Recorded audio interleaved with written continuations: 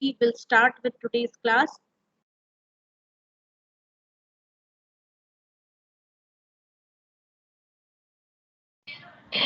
So we were over here, we were discussing about the block diagram of RAM. Okay, Ma'am, in that offline class, yes. have you sent any offline video till now?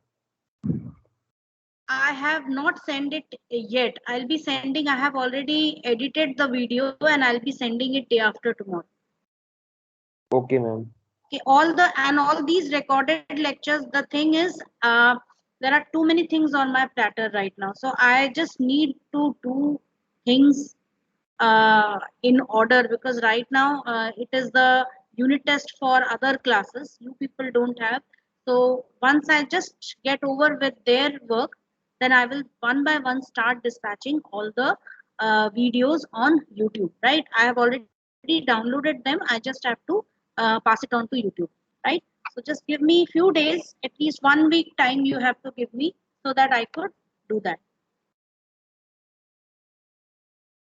So students, I am disabling the mic for everyone right now, because I'll be giving you time like last time to ask me any question. Okay, so for the time being, mic has been set off, and at the end, all your questions, please note it down.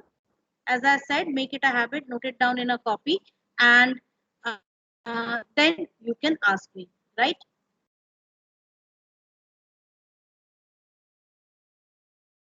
Okay, I'll just take a quick feedback before I start the class. The feedback is whether you can see the screen and listen to my voice. Is my screen visible? Yes, Yes, ma'am. ma'am, Am I visible. audible properly? Yes, ma'am. Yes, ma'am. Yes, ma'am. Fine. So now I'm disabling the mic for everyone, and then I'll switch it on. Okay, so here we see block diagram of RAM. Like I was talking about this a few days ago, there are N data input lines and N data output lines. So the work of N data input and output lines is to carry data in the form of a group of bits. Okay, it is not like every time one bit will be sent at a time. It is a group of bits is always sent together as a group. That is why it is N data input lines and N data output lines, and K address lines are used. That is, at a time K bits will be used for specifying the address of the memory cell. Like you can see over here, memory is divided into a number of cells. Okay, and each cell has its own particular address. Each address is made out of K bits. Okay, each address is made out of K bits. If K is 4, each address will be made out of how many bits? 4 bits. So just understand the math behind this. If K is 4, okay, we should have 2 raised to the power K memory words. That is total 2 raised to the power K memory cells will be there, right? So if 2 raised to the, if K is 4, then 2 raised to the power 4 will mean 16 memory cells. Understood? And now these one memory cell will contain n bits. Understood? And this n bits, usually this n is what? 8 or a multiple of 8. Sometimes it could be 16, sometimes it could be 32, 64, and so on. But usually it is 8. Like all our computers, they have the n bits as 8, right? So I'll just show you the math behind this. Like all our systems, if I have a 4 GB memory on my computer, 4 GB RAM, so how will it be? Considering n equals 8 bits, right? 4 GB RAM normally means that our computer is a 32-bit system. Now you might have heard about this 32-bit and 64-bit system. This is the math behind it. If it is a 32-bit system, it will mean that there are k is equal to 32. That is, each address will consist of 32 bits, right? And if we write k 2 raised to the power k, that is 2 raised to the power 32, okay? So let us calculate that, which means there are these many locations or these many memory cells over here in my computer's memory, in my computer's RAM. So these many locations, and considering 8 equals to 8 bits, that means how much? 8 bits equals 1 byte. So we can say these many bytes, right? Now 1 byte equals 8 bits. We all know that. 1 kilobyte equals 1024 bytes, right? So if I divide this number now, so I'm dividing this by 1024, what do I get?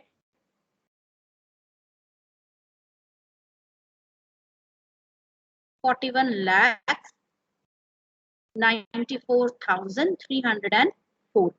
So what is this? This is KB, that is kilobytes, right? If I further divide this by 1024, so I get 4096 MB, because 1 MB equals 1024 kilobytes. Okay, and this thing, if you convert into GB, we know that 1 GB equals 1024 MB. So you have to divide this again by 1024 and you get exactly 4 GB. So this is the math behind our memory. Got it? So this is how you can figure out. So 32-bit systems, they allow only up to 4 GB of memory. That is because there could be only these many locations. We can have only 2 raised to the power 32 memory cells. What about 64-bit systems?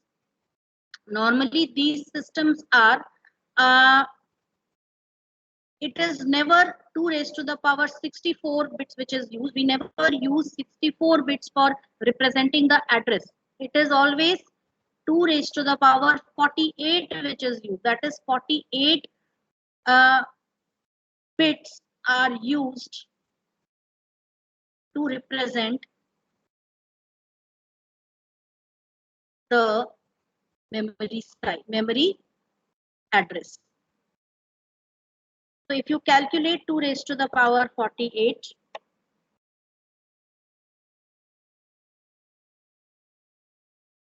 so these many locations can be used, okay? And this is also humongous, and so this amounts to up to 256 terabytes, which is a huge amount of memory, because 1 terabyte equals 1024 GB, right? So normally we get up to, we purchase a hard disk which is up to 1 terabytes, 2 terabytes, 256 terabytes of RAM. That is out of the question till date. Okay, so you don't need so much. The above 16 bits are never used. But it always provides a potential that in future, as the memory size increases, there the possibility is there. So there it is like those who have 64-bit systems, they can increase their memory manifold, right? So they can increase their memory up to this much till date, and if later on in future we are able to use these additional 16 bits also, then again a lot of memory can be used. Got it? So this is the reason behind 64-bit and 32-bit. So you don't have to go deep into it. This is just an extra information I gave you, because this 64-bit, 32-bit you will encounter many times when you want to install some software on your computer, right? Many softwares are there which are available in two flavors. That is, the same software will be available as a 32-bit software as well as a 64-bit software. That is, if it is a 64-bit software, it will be able to use more than 4 GB of memory. So if you have a 64-bit processor on your computer, you should always go for a 64-bit version of a software. Right, more about it we can discuss it later. Khushi Chauhan, yes, I will solve all your doubts later. Okay, what you all can do is, because today there is a time constraint, those who have doubts, please note it down, and at 11 you can rejoin again, and all your doubts I will solve at 11 a.m. right? So I'll finish my class in 9th A and I'll come back and rejoin this class, right? Fine. So that was all about RAM. Now let's move on. You can see a small example here, a content of a 1024 by 16 memory. That is, here 1024 is what? There are 1024 memory cells, right? And 16 is what? 16 is the value of n, that is a word, one word, which is equals to 2 bytes. And 16 is what? 16 bits. 16 bits will equal to what? 2 bytes, because 1 byte is 8 bits, right? So considering here n equals to 16 bits and k will be equal to what? So 1024, as you can see, it is equal to 2 raised to the power 10. So 10 bits, and you can even count 1, 2, 3, 4, 5, 6, 7, 8, 9, 10. So there are 10 bits over here. 10 bits are used to represent one memory address, okay, and n bits, 16 bits are used to represent memory content. So how much should be the memory? So let's calculate this. So I have 2 raised to the power 10. So I am just going to write it 2 raised to the power 10, which is equal to 1024 memory cells. Now considering each memory cell consisting of 16 bits. So you multiply this by 16. These are number of bits. Okay, 16, 384 bits. Just a second.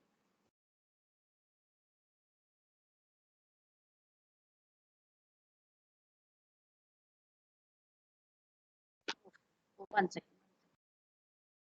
I need to bring it. Yes, so these many bits are there. Now, if you want to convert these bits into bytes, so what will you do? This will be divided by 8. You get 2048 bytes, right? Now 2048 bytes will be equal to how many kilobytes? So this divided by 1024, because 1 kilobyte equals 1024 bytes. So this will give us 2 KB of memory. Right. So this was just an example given to you to understand the math behind this memory. So here word size was 2 bytes. N was equal to 2 bytes. But normally it is what? 8 bits, that is 1 byte.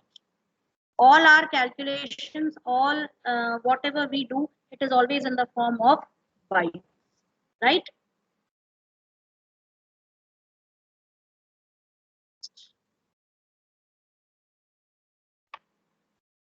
Next. The process of locating a word in memory is the same and requires an equal amount of time. Please note this one, equal amount of time, no matter where the cells are located physically in the memory. Thus the name random access. Like I said, because it's a random access, hence the amount of time needed to access any memory word, whether it is located in the beginning of the memory or the end of the memory or middle of center of the memory, the time required will be same. Communication between a memory and its environment is achieved through data input and output lines. That is, the lines which are going into the memory, going into the RAM. This is the block diagram of RAM. So within this, we have n data input lines and you have n data output lines.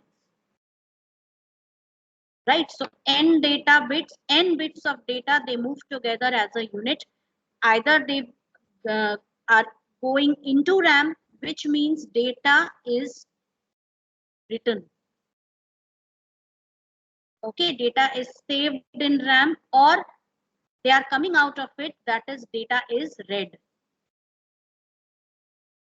Data को पढ़ा जा रहा है means data is coming out of the RAM, and data is written to the RAM means data input line.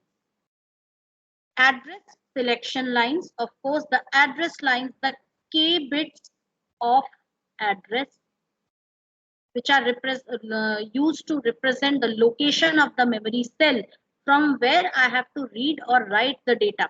Okay, and we have the control lines that specify the direction of transfer. If it is read, it will be, if it is a read operation, it will be memory to CPU, and if it is a write operation, it will be CPU to memory. So that is the work of the control lines. So three different things are used over here. You can see data input and output lines, address selection lines, and control lines. Okay, students, no numerical you will get over here. So you all this I explained 32-bit, 64-bit. This is some extra information, so you don't have to worry about it. All you have to do is, this PPT is there. You have to prepare notes from here, right? You have to just for your exams throughout class level, this much information is sufficient. Okay. Next, types of RAM. This is important. There are two types of RAM: DRAM, dynamic RAM, and static RAM. What is dynamic RAM? As you can see the image over here, normally the RAM, DDR RAM, which we purchase from the market, it is in the form of this chip. Okay, 4 chips which are mounted on a small PCB, that is printed circuit board. Always remember PCB, which is printed circuit board. Printed circuit board means silver lines or gold lines or any metal lines, metallic lines are printed on the circuit board, which are used to transfer electricity. You might have seen there are lines on any PCB. So those lines are metallic lines which conduct electricity. They carry electric current from one part to the other. Okay. So dynamic RAM consists of a transistor and a capacitor. They can store an electric charge.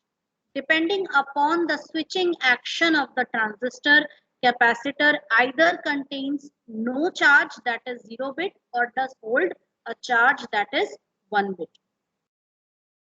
So depending upon the switching action of the transistor will decide whether there would be 1 bit or 0 bit stored. So capacitor stores either 0 bit or 1 bit. Provides volatile storage, that is, it is a volatile memory, as I have already explained to you. Contents are lost in the event of power failure or if you switch off your computer. Memory access time.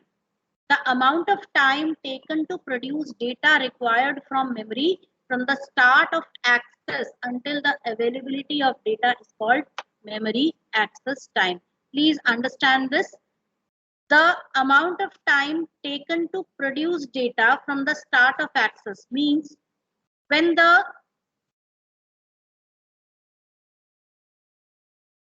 first of all when the command is given.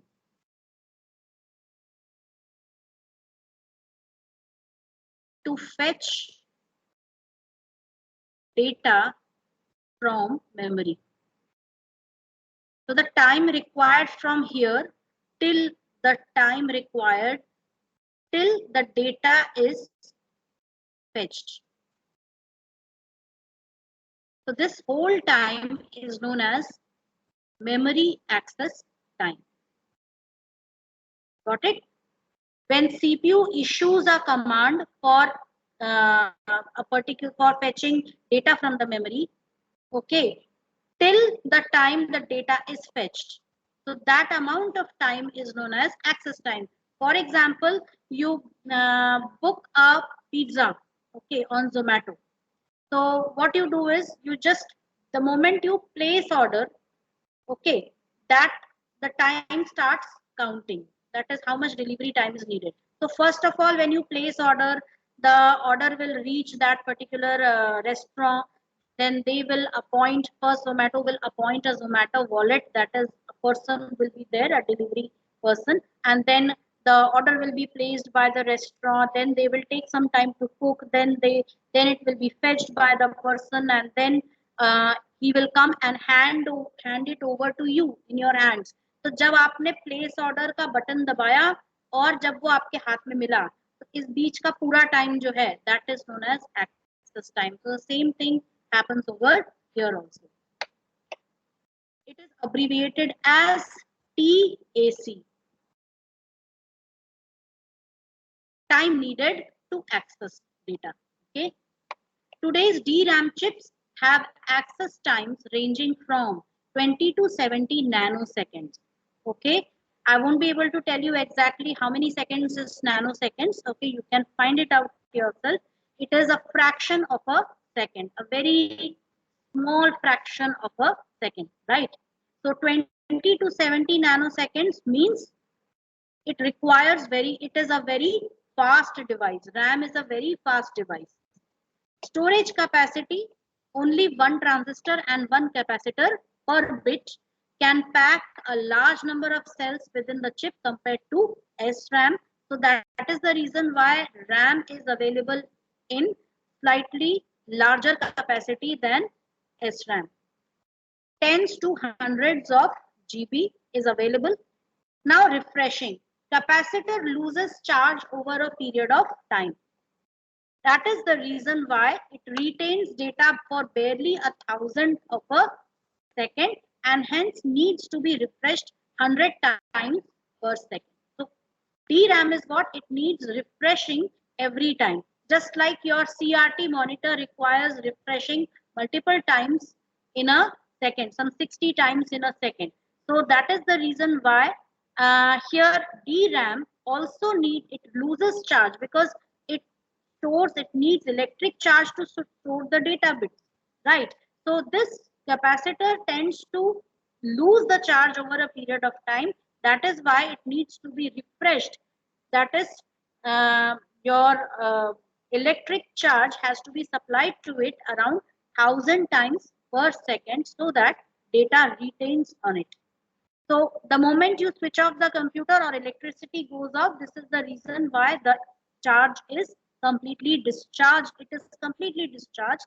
It's completely drained out, and hence next time when you switch on, your RAM is blank. Got it? Next is static RAM. You can see the image of static RAM over here. So this static RAM is actually used in making cache memory.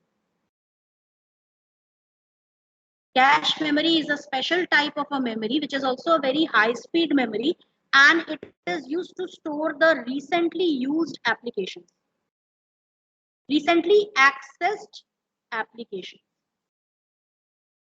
For example, when you start your computer for the first time, okay, in a day, you start, puri raat band tha, now you start your computer and you want to work on Adobe Premiere. Adobe Premiere is a very heavy application, right? So you start it, it takes some time. It will take 1 or 2 minutes to start, which is a huge time. Okay, so it takes some time to start and you work on it and then you close it. Next time, now you drink some water, have your breakfast and you come back. Again, you open Adobe Premiere. This time it will take comparatively less time. Why? Because it is a recently accessed application which is stored in cache memory.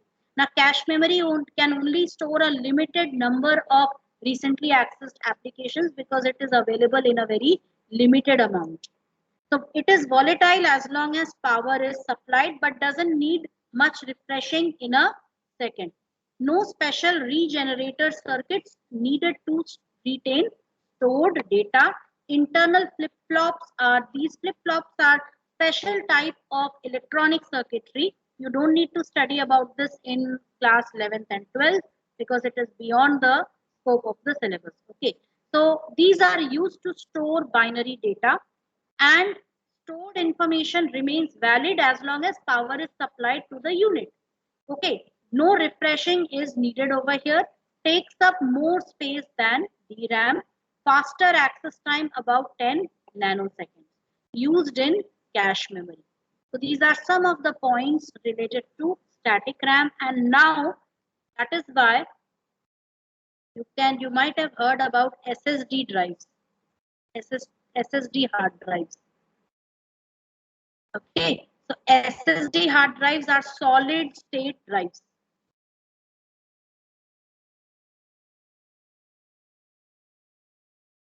So solid state drives, they are the ones which use SRAM, some circuitry of SRAM, but they store data permanently.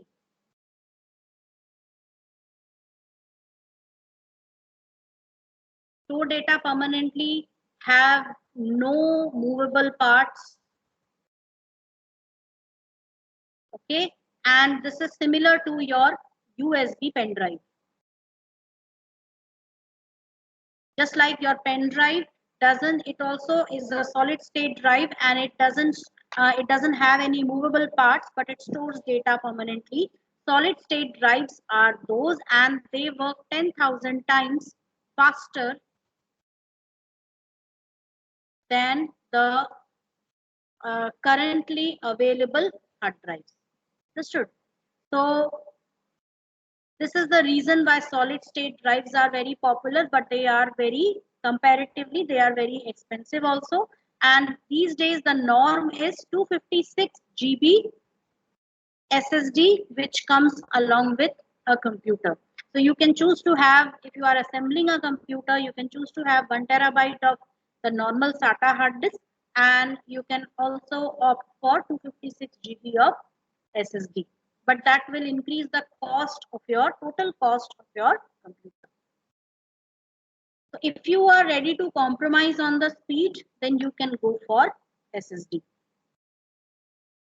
Read-only memory, that is ROM. Performs read operation only. Now we have completed the RAM part of it, right?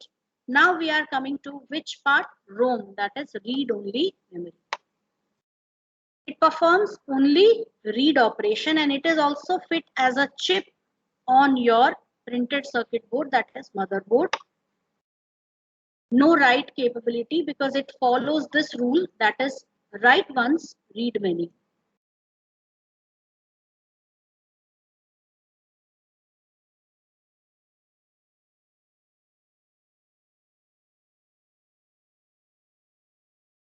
The program or instructions are coded directly into the ROM during the manufacturing process. Okay, and henceforth you can only read from it. It is non-volatile. Data is stored permanently. Permanent data storage. Data is stored permanently on ROM. Used in ROM BIOS, as I already explained before, which is a monitor program controlling the.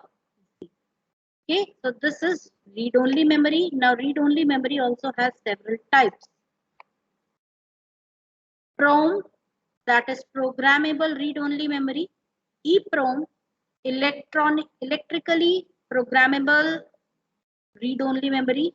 Okay, and EEPROM. So we'll see all of them. First is programmable read-only memory, and you can also see a PROM programmer. This is the PROM programmer device through which you can reprogram this. It can be programmed to record information. So this special type of a device is used to program or to write instructions into the PROM. Understood? This is the PROM chip, and this is the device which is used to write onto it. Uses a PROM programmer. So this device is known as a PROM programmer. Once chip is programmed, recorded information cannot be changed. तो एक बार आपने कुछ लिख लिया data इसमें, अब आप उसमें चेंजेस नहीं कर सकते. But then we have EEPROM, which is erasable programmable read-only memory. Sorry, I said it wrong. Erasable programmable means you can, once data is written, you can erase the data and you can write it once again. Can be erased, chip can be reprogrammed. So this screenshot which you are seeing, it is a PROM programmer, EEPROM programmer. Okay, so you need to specifically learn the language over here, and it looks quite complicated because it uses low level programming, that is machine level programming. तो वो programming आपको आनी चाहिए, and you need to use that EEPROM programmer for doing this work.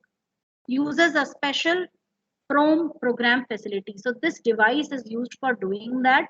Your PROM programmer chip is fit onto this area, and you can use some technique. Now this technique is normally not known by us because we don't use it much, right? It's only for your extra information that I am showing this. And how is programming done? By exposing the chip to UV light, to ultraviolet light. So once you have programmed, once this chip is exposed to ultraviolet light, the existing data will be erased and new data can be written. And this is EEPROM, electrically erasable PROM. Programmed and erased by electrical signals, again using a special device, that is EEPROM programmer. Information can be retained for many years without power supply, can be used as a backup for RAM. Okay, so these were the 3 types of ROMs which you studied, right?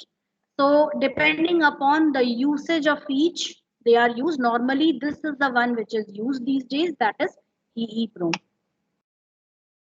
Now we come to auxiliary storage, that is secondary storage devices. Students, all your doubts, I know you might have all many questions, but I will be solving them at 11 a.m. Those who have doubts, please join the class again at 11 a.m.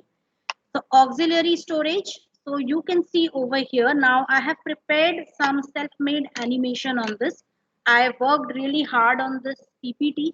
So you'll be able to see that hard work in the next upcoming slides. So auxiliary storage means secondary storage. That is all sorts of storage devices which store data permanently. Okay. First is hard disk drive. So here what you can see is the internal diagram of internal composition of a hard disk drives. Okay, hard disk drive. It stores information on one or more circular platters. So you can see it's just like that gramophone records many of you might have seen. So those gramophone records, what do? They store data, and the songs are stored as data, and it is I mean the gramophone player, it is just inserted and it plays. So it looks somewhat like that. But these are magnetic discs. They are coated with a magnetic material. Platters spin continuously. So these platters, they are connected to each other via a spindle or a shaft, as you can see over here. Okay. You can just, I'll give you a very funny analogy for this. You might have seen that idli sacha. Okay, so that you might have seen there are idli molds.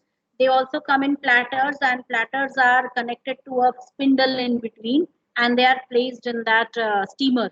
Okay, so it somewhat looks like that only. And there is a motor, a very high speed motor, which is connected at the bottom of it, which rotates the spindle at a very high speed, because of which the platters also rotate at a very high speed.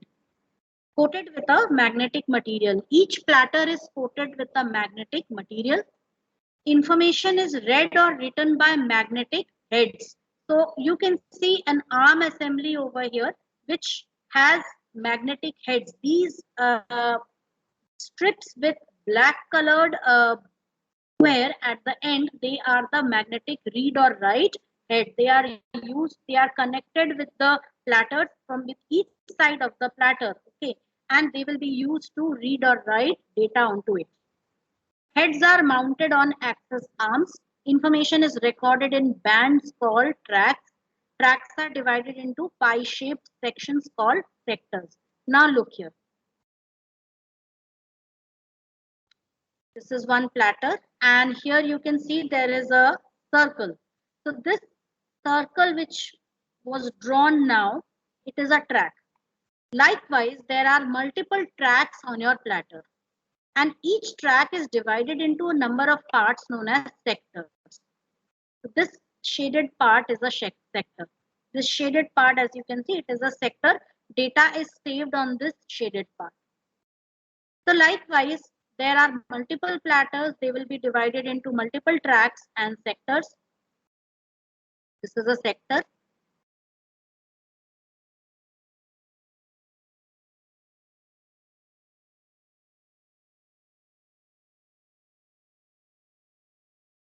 So each platter will have that. So I have considered 10 platters, 5 platters over here, right? And this is a track that is, as you can see, this circular, this donut shaped circle, it is a track, right? And each track is divided into a number of sectors. And this is the spindle, which is attached to a high-speed rotor, because of which it rotates at a very high speed. And this here is the arm assembly. And these are the right heads which connect to each platter, as you can see. The bottom one, so you can see that it is slightly pointed at the edge, which is connected to your platter.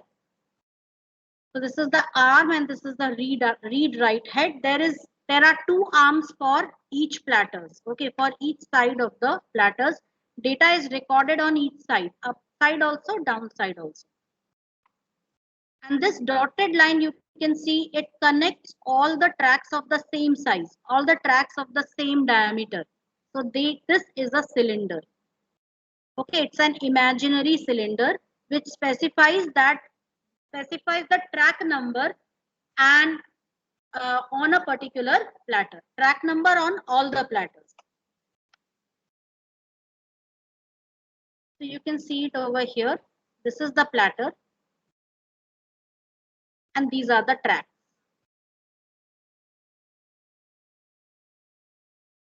And this is how the tracks are divided. So this is a track. These are tracks, right? And this is a sector. Is this clear to everyone?